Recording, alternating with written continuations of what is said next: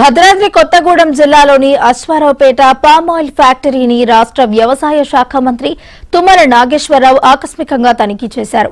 ఈ సందర్భంగా తరచుగా జరుగుతున్న బ్రేక్ డౌన్ల గురించి ఆరా తీశారు.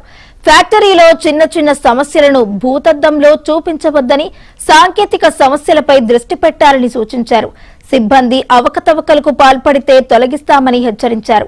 పామాయిల్ రైతులకు 25,000 రూపాయల మద్దతు ధర ఇవ్వాలనేది తమ లక్ష్యమని మంత్రి పేర్కొన్నారు.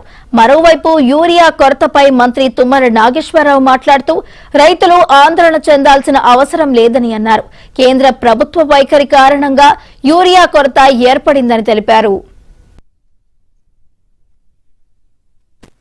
రైతులు ఆందోళన పడాల్సిన పని లేదు. 2 లక్షల టన్నులు ఈ నెలలోనే రావాలి. నాకు వరి పొట్టకొచ్చింది, మొక్కజొన్న కూడా ఇప్పుడే వేస్తాము, పత్తికి కూడా ఇప్పుడే వేస్తాము. తెలంగాణ మొత్తం భూభాగం కూడా వ్యవసాయంలో ఉంది. మిగతా రాష్ట్రాలు ఇంత పూర్తి వ్యవసాయం సెప్టెంబర్ లో ఉండదు. ఒక పక్క ఒక వ్యవసాయం ఉంటుంది, ఒక పక్క వ్యవసాయం. కానీ మంది అట్లా కాదు. పత్తి వేసేవాడు పత్తి వేసాడు, మొక్కజొన్న వేసాడు మొక్కజొన్న వేసాడు, వరి వేసేవాడు వరి వేసాడు. మొత్తం 1,40,00,000 ఎకరాలు కూడా పంట ఉంది.